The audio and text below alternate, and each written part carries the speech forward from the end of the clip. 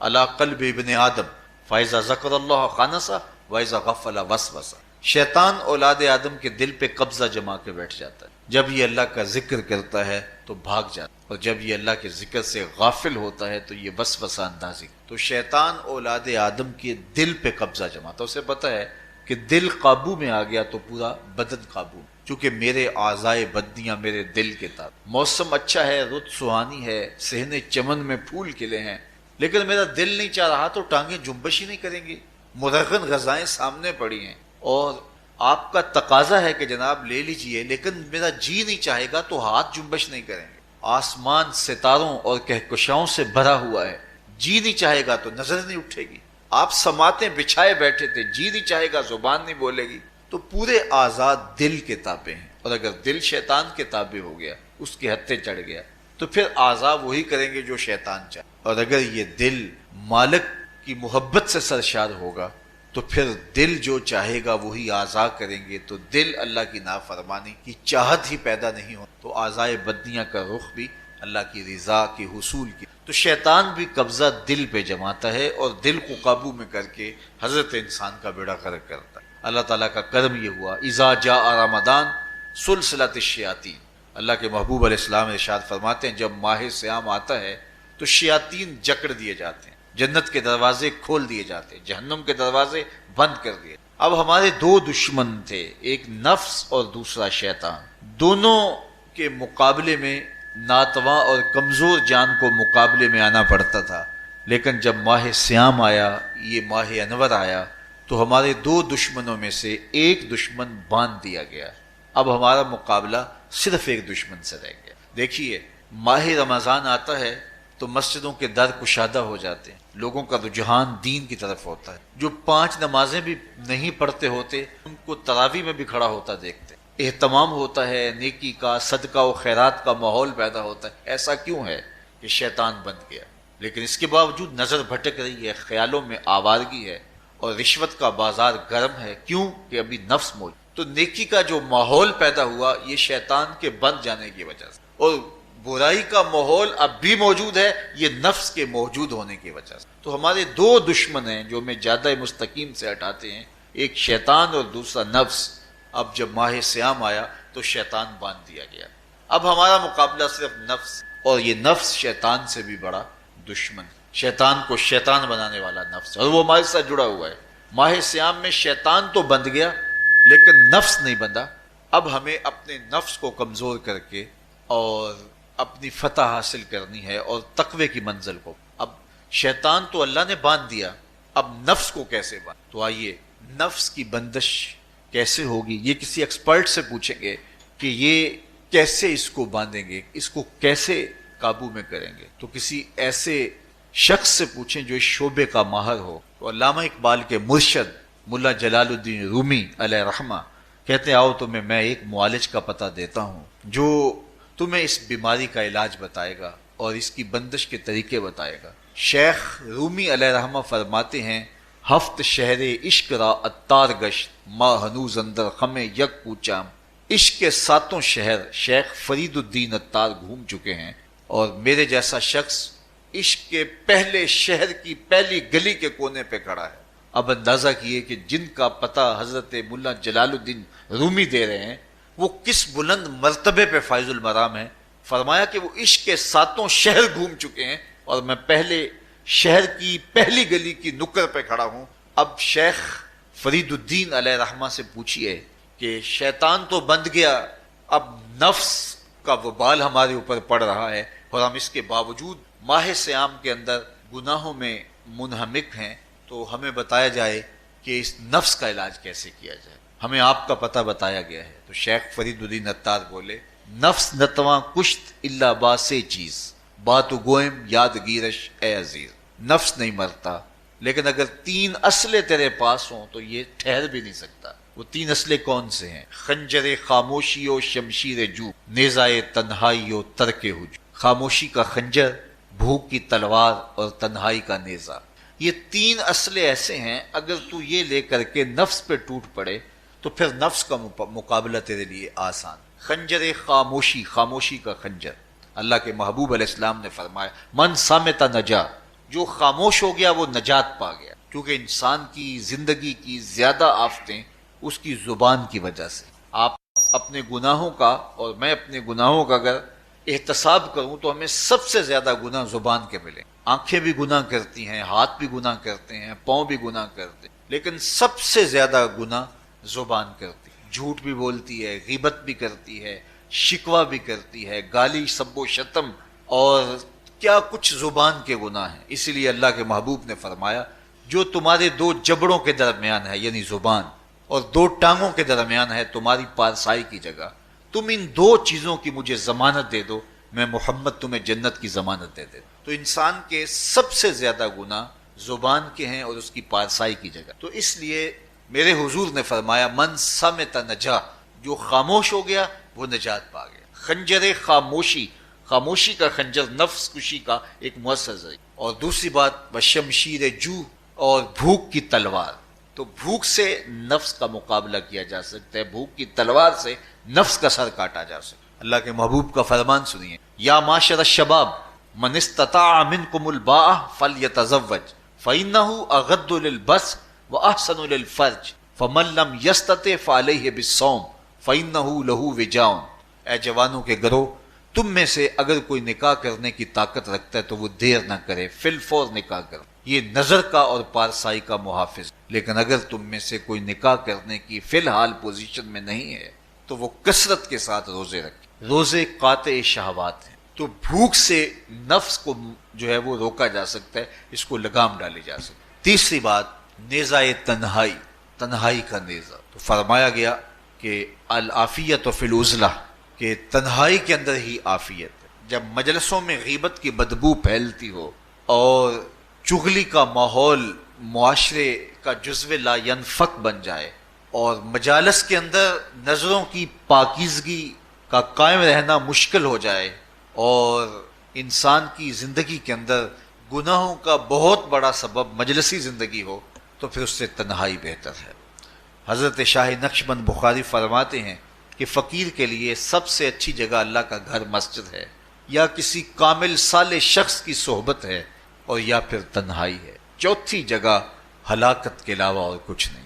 ہمیں اپنے کاروبار میں، اپنے معاملات میں، اپنی ملازمتوں میں جانے کی تلقین کی گئی تو وہاں یہ تلقین کی گئی کہ دیر سے جاؤ جلدی واپس آ جاؤ، اور مسجد میں جاتے ہوئے تلقین کی گئی کہ جلدی جاؤ اور دیر سے واپس آؤ۔ لیکن ہم مسجد کے دروازوں پہ جب دور موجود میں رش دیکھتے ہیں کہ لوگ بہت جلدی نکلنا چاہتے ہیں، حتیٰ کہ کندھوں سے کندھے ٹکرا رہے ہوتے ہیں کہ جلدی سے باہر نکل جائیں، حالانکہ وہ عافیت کی جگہ ہے، 2 منٹ زیادہ بھی ہو جائیں تو کوئی حرج نہیں ہے۔ اور ایسے لوگوں کو بھی نکلنے میں جلدی کرتے ہوئے دیکھا ہے کہ لگتا تو یہ تھا کہ شاید یہ انہوں نے کسی ضروری کام پہ جانا ہے، لیکن باہر نکل کے بازار میں پھٹے پہ بیٹھے تھے اور مسجد سے نکلنے کی جلدی بہت تھی۔ تو مسجد میں جلدی جاؤ اور دیر سے واپس آؤ، اور بازار میں دیر سے جاؤ اور جلدی واپس آؤ، لیکن ہمارے رویے اس کے برعکس ہو گئے۔ تو تنہائی میں عافیت ہے، خاموشی میں عافیت ہے، اور بھوک میں عافیت، اور یہ ساری چیزیں روزے میں میسر ہیں۔ فرمایا تم سے اگر کوئی شخص الجھے، بحث کرے، لڑائی کرنا چاہے تو تم اسے کہو انی صائم، میں نے روزہ رکھا ہوا ہے۔ اسی طرح جو ہے وہ روزے سے آپ کو یکسوئی ملے گی، قرآن مجید کی تلاوت کا ماحول ہوگا اور تم بھوک کاٹو، اور یہ تینوں چیزیں تمہارے نفس کو کمزور کرنے والی ہیں۔ شیطان بند گیا، نفس کمزور ہو گیا، اور جب نفس کمزور ہو گیا، کمزور ہوتا ہے یہ نفس، مرتا نہیں ہے۔ یہ تو کوئی ہے باج فقیراں کسے نہیں ماریا، باہو ظالم چور اندر دا، یہ اندر والا چور جو ہے وہ اتنی آسانی سے قابو آتا ہی نہیں ہے، یہ پھر سر اٹھا لیتا ہے۔ اس کو جتنا کچلو یہ کچھ عرصے کے بعد تھوڑی سی خوراک ملتی ہے تو پھر سر اٹھا لیتا ہے۔ حضرت باجید بستامی کہتے ہیں میں نے اپنے نفس کو ایک دن کہا کہ میں تجھے خوراک بھی نہیں دیتا اور تو پھر بھی موٹا تازہ ہے، تو میرے نفس نے مجھے کہا کہ اے بایزید جب تم بازار سے گزرتے ہو تو لوگ انگلیاں اٹھا اٹھا کہتے ہیں یہ بایزید جا رہا ہے، یہ بایزید جا رہا ہے، تو مجھے میری غذا اور خوراک اس سے مل جاتی ہے۔ تو یہ خوراک ہوتی ہے نفس کی۔ تو نفس بہت ظالم ہے اور ساری زندگی اس سے لڑتے ہوئے گزرتی ہے۔ وہ کسی نے کہا تھا نا تمام عمر طوفان سے کھیلتے گزری، نیا کے ڈوبنے کا ڈر بھی رہا۔ تو یہ ساری زندگی اس طرح ٹکراتے ہوئے سے گزرتی ہے، لیکن جب کمزور ہو جائے تو پھر یہ شیطان کو جو ہے وہ موقع نہیں دیتا ہے۔ لیکن اگر نفس اگر ماہ صیام میں ہمارا کمزور نہ ہوا، صرف ہم نے بھوک ہی کاٹی اور باقی اپنے معمولات وہی رکھے. تو میرے حضور نے فرمایا جس نے جھوٹ اور برے کام نہیں چھوڑے اور جھوٹے کام ترک نہیں کیے، اس کے بھوکا اور پیاسا رہنے کی اللہ کو کوئی ضرورت نہیں. روزہ تو ایک مشق تھی، یہ تو باطن کی تطہیر کا ایک ذریعہ تھا، یہ تو من کی تہذیب کا ایک ذریعہ تھا، یہ تو نفس کی شر سے اپنے آپ کو بچانے اور شیطان کے مکر و فریب سے بچانے کا ایک ذریعہ تھا. دیکھیے شیطان بند جاتا ہے ماہ سیام میں، حدیث واضح ہے، لیکن نفس موجود رہتا ہے. اگر نفس کمزور ہو گیا تو شیطان چھٹ کے بھی کچھ نہیں کرے گا، کیونکہ شیطان باہر کا دشمن ہے، نفس اندر کا دشمن. جب تک اندر والا دشمن ساتھ نہیں دیتا، باہر والا دشمن کچھ نہیں کر سکتا. ہمارے دیہاتوں میں چوری ہو جائے تو بوڑھے بزرگ سر جوڑ کے بیٹھ جاتے ہیں کہ چور کہاں سے آیا، کیسے آیا. تو ایک نقطے پہ سارے متفق ہوتے ہیں کہ اندر کا کوئی بھیتی ضرور موجود. اگر اندر کا کوئی بھیتی موجود نہیں ہے تو چور باہر سے آ کے حملہ آور ہو ہی نہیں سکتا ہے. تو شیطان باہر کا چور ہے، نفس اندر کا بھیتی ہے، اور اگر یہ اندر والا باہر والے کا ساتھ نہ دے تو شیطان انسان پر حملہ آور ہو ہی نہیں سکتا. اس لیے اس کو قابو کر لیں، اس کو رام کر لیں، تاکہ شیطان چھٹنے کے باوجود بھی جو ہے وہ ہمارے اوپر حملہ آور نہ ہو سکے. ورنہ وہ تو پیچ و تاب کھا رہا ہے کہ یہ جو تم نمازیں پڑھتے ہو، سروں پہ ٹوپیاں تم نے پہنی ہیں اور بڑے شریف بن کے مسجد میں جا رہے ہو، ذرا چھٹ لوں عید کے دن ہی جو ہے وہ تمہارا سارا کیا دھرا برباد نہ کیا تو مجھے شیطان نہ کہنا. تو وہ سب کچھ برباد کر دیتا ہے اگر ہمارے نفس کی تہذیب نہیں. تو یہ اللہ نے ایک ہمیں موقع دیا ہے، پورا ایک مہینہ ہے، ایک ورکشاپ ہے باطن کی تطہیر کے لیے اور ایک اندر کی پاکیزگی کے لیے ہمیں ایک موقع فراہم کیا گیا ہے، اور اس سے ہم بھرپور فائدہ حاصل کریں. قرآن مجید کی کثرت کے ساتھ تلاوت، صلاۃ التراویح میں شمولیت اور خاموشی کا اختیار کرنا، اور جو ہے وہ اللہ کے ذکر فکر کی طرف متوجہ رہنا اور بھوک کاٹنا. اس کا عملی نتیجہ یہ ہوگا کہ اتقاء کی دولت نصیب. دیکھیے ماہ سیام میں ہمیں ان کاموں سے بھی روک دیا گیا جو کہ کام جائز تھے، کھانا پینا اور جو ہے وہ اپنی منکوحہ سے جنسی تعلق. یہ تو وہ امور تھے کہ جو جائز تھے، مشروع تھے، لیکن اوقات روزہ میں ان جائز کاموں سے بھی ہمیں روک دیا گیا. اس فلسفے کو ہمیں سمجھنا ہوگا کہ جو کام شریعت میں جائز تھے، مشروع تھے، روزہ ان سے بھی رک جانے کا نام ہے. اور جو چیزیں شریعت میں جائز ہی نہیں ہیں، جھوٹ بولنا ہے، غیبت کرنا ہے، بد نگاہی ہے اور دیگر برے اعمال ہیں، تو یہ چیزیں تو روزہ نہ بھی ہو پھر بھی ناجائز ہیں. تو جو چیزیں جائز تھی روزے میں ان سے بھی منع کر دیا گیا، اور جو چیزیں ناجائز ہیں تو اگر کوئی شخص ان چیزوں سے نہیں رکتا تو پھر اس نے روزہ کیا رکھا. ایک بندہ بھوک کاٹتا ہے لیکن جھوٹ بولتا ہے، ایک بندہ پیاس کاٹتا ہے لیکن غیبت کرتا ہے، ایک بندہ صبح سے شام تک نہ کچھ کھاتا ہے نہ کچھ پیتا ہے لیکن رشوت لیتا ہے. پھر مجھے بتائیے اس نے روزہ کیا رکھا؟ روزہ تو ایک مشق تھی کہ جو چیزیں جائز تھی ان سے بھی منع کر دیا گیا، ان سے بھی روک دیا گیا، اور جو ناجائز تھی وہ تو پہلے ہی ناجائز تھی، روزے کے بغیر بھی ناجائز تھی. تو اس لیے روزہ ایک مشق ہے. ہمارے سامنے مرغن غذا موجود ہے، ہمارے پاس سامنے ٹھنڈا مشروب موجود ہے، اور ہمیں مشق کرنے کی تلقین کی گئی کہ تمہیں بھوک ہے، شدت کی پیاس ہے، لیکن صبر کر کے دکھاؤ تم نہیں لو، یہ تمہاری مشق ہے. تو پھر جو حرام ہوگا، اللہ کی طرف سے ممنوع ہوگا، تو اس کو تم کس طرح لوگے جب تمہاری یہ مشق ہوگی. لیکن ہم اس مشق کے اندر ہی جب ان سے نہیں رکیں گے تو پھر ہمارا روزہ ہی نہیں ہوگا. پھر بھوک اور پیاس کاٹنے کے علاوہ کچھ نہیں ہوگا. بہت سارے روزہ دار ایسے ہیں جن کا روزہ سوائے بھوک اور پیاس کاٹنے کے کچھ نہیں. اس لیے جن چیزوں سے اللہ نے منع کیا ہے ان سے تو رکنا ہی رکنا ہے. جو چیزیں مشروع ہیں ان سے وقتی طور پہ روکا گیا تو ان سے بھی روک کر کے روزے کی تکمیل. اچھا، روزے میں ایک اور چیز ہے کہ ہمارے صوفیہ مراقبہ کر کے ایک دولت پاتے ہیں، اور وہ کیا کہ اللہ دیکھ رہا ہے. وہ مراقبے میں بیٹھ جاتے ہیں اور اس تصور میں ڈوب جاتے ہیں کہ میرا اللہ مجھے دیکھ رہا ہے، اور یہ یقین اپنے اندر اتارتے رہتے ہیں. اس کا نتیجہ یہ ہوتا ہے کہ پھر گناہ کرنا مشکل ہو جاتا ہے.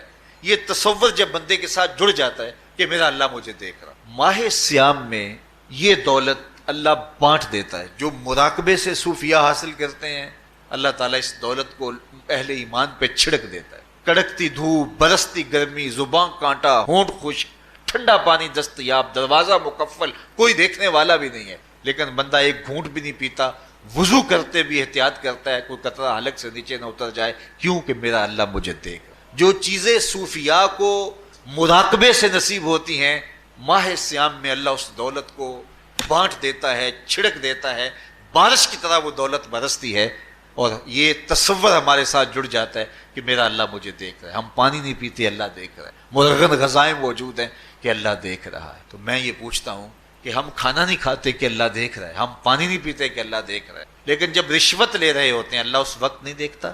جب نظر بھٹک رہی ہوتی ہے اللہ اس وقت نہیں دیکھتا؟ جب خیال بہک رہا ہوتا ہے اللہ اس وقت نہیں دیکھتا؟ جب سوچوں میں آوارگی آتی ہے اللہ اس وقت نہیں دیکھتا؟ تو یہ صرف وہ کھانے اور پینے کو ہی دیکھ رہا ہے، باقی امور زندگی کو نہیں دیکھ رہا، اور وہ کیا صرف رمضان میں دیکھتا ہے، غیر رمضان میں نہیں دیکھتا؟ تو یہ جو نور اترا تھا ماہ سیام میں، اس کو اپنے اندر اگر جذب کر لیا جائے تو زندگی سنور جاتی ہے۔ جو مراقبوں سے حاصل ہوتا تھا ماہ سیام میں، وہ میںہ کی طرح برسا، اور ہم اس کے اپنے اندر سمو لیں، جذب کر لیں، تو نتیجہ یہ ہوگا کہ ہماری زندگی نور نلا نور ہو جائے گی۔ اور یہ تصور جب انسان کی زندگی میں جم جائے تو یہ گناہوں سے روکنے کا مؤثر ذریعہ ہے کہ میرا اللہ مجھے دیکھ رہا ہے۔ مجھے بتائیے اس سے بڑا ہیجان انگیز بھی کوئی منظر ہو سکتا ہے کہ حسن کی پتلی ہے، اور جو ہے وہ اس کی ایک ایک ادا اور اشوے سے قیامتیں پھوٹتی ہیں، اور وہ خود جناب یوسف کے سامنے اپنے حسن کو پیش کر رہی ہے، ساتوں دروازے بھی مکفل ہیں، بت کے اوپر بھی کپڑا ڈال لیا، اور زلیخا حضرت یوسف کو خود کہہ رہی ہے طالق یوسف اب تو آ جاؤ نا، ذرا آنکھ اٹھا کے میرے جلوے دیکھو۔ لیکن جناب یوسف کیا بولتے ہیں؟ قال معاذ اللہ، میں اللہ کی پناہ میں آتا ہوں۔ کہا تو 7 دروازے بند کر کے لوگوں کی نظروں سے چھپ گئی، اور موٹا کھیس ڈال کے اپنے زوم میں اپنے جھوٹے خدا سے بھی شرم کرتی ہے اور اس سے چھپ گئی، میں اس خدا سے حیا کیوں نہ کروں جو 7ویں کوٹھڑی میں بھی دیکھ رہا۔ پھر اتنی روشنیاں برسی، اتنا یقین برسا کہ گناہ کیا، گناہ کا تصور بھی محال ہو۔ تو مجھے بتائیے کتنا ہیجان انگیز منظر تھا جب حسن قدموں میں بچھنے کے لیے خود بے تاب تھا، اور حضرت یوسف جوان رانا ہیں، جوانی اور شباب پورے بانکپن پہ ہے، اور ادھر حسن مچل مچل کے قدموں میں بچھ رہا ہے، لیکن یہ جذبہ کہ میرا اللہ مجھے دیکھ رہا ہے ایسی رکاوٹ بنتا ہے۔ قال معاذ اللہ، کہا میں اللہ کی پناہ میں آتا ہوں۔ تو یہ یقین جب بندے کے ساتھ جڑ جاتا ہے کہ میرا اللہ مجھے دیکھ رہا ہے، تو پھر انسان کے لیے گناہ سے بچنا کوئی مشکل نہیں ہے۔ گھر میں فاقے ہوں، مشکل میں بندہ پھنسا ہو اور اس کو رشوت مل رہی ہو، تو پھر اپنا ہاتھ روکنا بڑا مشکل ہوتا ہے، بلکتے بچوں کا خیال آتا ہے۔ لیکن جب یہ خیال ہو کہ میرا رب میرا رازق ہے اور میرے اس عمل کو دیکھ رہا ہے، تو پھر بندہ اس کو پرے کا کی حیثیت بھی نہیں دیتا، اور جب وہ پاؤں کی ٹھوکر پہ بھی نہ رکھے تو پھر اللہ فرماتا ہے وَيَرْزُقُهُ مِنْ حَيْثُ لَا يَحْتَسِبُ، تو یہ کر کے دیکھ میں تجھے وہاں سے رزق دوں گا جہاں سے تجھے گمان بھی نہیں۔ تو اپنے یقین کو کھڑا کر کے دیکھ، میرے اوپر اعتماد کر کے دیکھ۔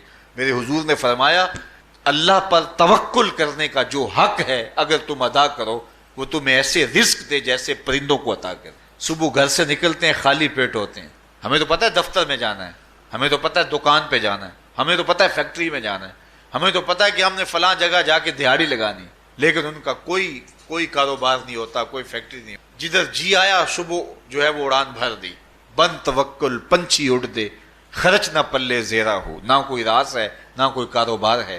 لیکن کبھی ایسا نہ ہوا کہ شام کو خالی پیٹ آئے ہوں، تو کہا اگر تم اللہ پہ توکل کر لو وہ بھی تمہیں ایسے رزق دے جیسے پرندوں کو رزق عطا کر۔ پرندوں میں سے ایک پرندہ ہے ہنس، یہ سچے موتی کھاتا ہے، اور آپ پنساری کے پاس موتی لینے جائیں تو ہزاروں روپے تولے کے ماشے کے حساب سے آپ لیں، تو پھر بھی آپ سوچتے ہیں کہ پتہ نہیں یہ خالص دیا یا نہیں دیا۔ وہ اتنے نایاب اور کامیاب ہیں کہ آپ ماشوں اور تولوں میں خریدتے ہیں اور پھر بھی آپ کو شک رہتا ہے کہ یہ خالص ہیں یا کہ نہیں۔ اور ہنس کھاتا ہی وہ ہے، اور دنیا پر ایک نہیں لاکھوں کروڑوں ہنس ہیں، اور روزانہ صبح و شام کھاتے ہیں اور پیٹ بھر کے کھاتے ہیں، اور اللہ انہیں روز عطا بھی کرتا۔ تو یہ مالک وہ ہے، رازق ہے۔ جب اس پہ توکل اور اس پہ یقین پیدا ہو جاتا ہے تو پھر مشکل نہیں رہتا، پھر آسانی پیدا ہو جاتی۔ تو روزوں میں اللہ تعالیٰ یہ یقین دیتا ہے کہ وہ مجھے دیکھ رہا ہے، بندہ یہ تیقن پیدا کر لیتا ہے کہ میرا اللہ مجھے دیکھ رہا ہے۔ بعض کا چھوٹے بچے روزہ رکھ لیتے ہیں تو مائیں بے چین ہو جاتی ہیں، جب دوپہر کے وقت پھول جیسے بچے کملا جاتے ہیں تو مائیں انہیں بند کمرے میں کوئی کھانا یا کوئی ٹافی یا کوئی اور چیز یا چاکلیٹ دیتی ہیں کہ بیٹے یہ کھا لو، تو وہ بچے نہیں کھا رہے ہوتے تو مائیں کہتی ہیں پتر کھا لو کوئی نہیں دیکھ رہا، تو وہ بچے بھی کہتے ہیں اللہ دیکھ رہا ہے. تو وہ جو صوفیاء کو مراقبوں سے ملتا ہے وہ ایک بچے کو بھی نصیب ہو رہا ہے کہ میرا اللہ مجھے دیکھ. یہاں ایک اور بھی تسلی ہے، ہم 1000 گناہ گار صحیح، ہم 1000 سیاہ کار صحیح، لیکن ہمارا رب پہ کتنا یقین ہے رمضان میں پتہ چلتا ہے کہ اس ذات پہ ہمارا کتنا تیقن ہے، کتنا یقین ہے، جس کو دیکھا نہیں، چھوا نہیں، بات نہیں ہوئی، جو تصور خیال کی حدود سے بھرا ہے. اتنا یقین ہے کہ ہم پانی نہیں لیتے، کھانا نہیں لیتے کہ میرا اللہ مجھے دیکھ رہا ہے. کاش کہ اس کو ہم اپنی پوری زندگی میں پھیلا لیں، اور اس کو زندگی میں جب ہم طاری کر لیں گے تو پھر گناہ کرنا محال اور ناممکن ہو جائے گا، اور زندگی نور علی نور ہو جائے گی، اور یہی تقوی کا حصول ہے. تو فرمایا اے ایمان والو، تمہارے اوپر روزے فرض کر دیے گئے جس طرح تم سے پہلوں پہ فرض کیے گئے تھے، لعلکم تتقون، تاکہ تم متقی بن جاؤ، تاکہ تم پرہیزگار بن. حضرت سلمان فارسی رضی اللہ تعالی عنہ سے مروی ہے کہ جب شعبان کی 29 تاریخ ہوتی تو اللہ کے محبوب ہمیں خطبہ ارشاد فرماتے، اس میں رمضان المبارک کے فضائل بیان کرتے اور کہتے تمہارے پاس ایک شہر عظیم، عزت اور عظمت والا مہینہ آ رہا ہے، جس کا ہر دن باقی سال کے دنوں سے افضل ہے، جس کی ہر رات باقی سال کی راتوں سے افضل ہے، اور اس میں ایک رات ایسی ہے لیلۃ القدر جو 1000 مہینے سے ہے. تو یہ اللہ تعالیٰ کی رحمتوں کا روپ ہے، رحمتوں کے دروازے کھول دیے جاتے ہیں. اور روزہ دار کا روزہ بالخصوص عصر کے وقت، شام کے وقت، پچھلے پہر، روزہ دار کے خالی معدے سے جو ایک بو اٹھتی ہے، مہک اٹھتی ہے، اللہ کو کستوری سے بھی زیادہ محبوب ہو. اللہ اکبر. اور فرمایا للصائم فرحتان، فرحت عند فطرہ و فرحت عند لقاء ربہ. روزہ دار کے لیے 2 خوشیاں ہیں.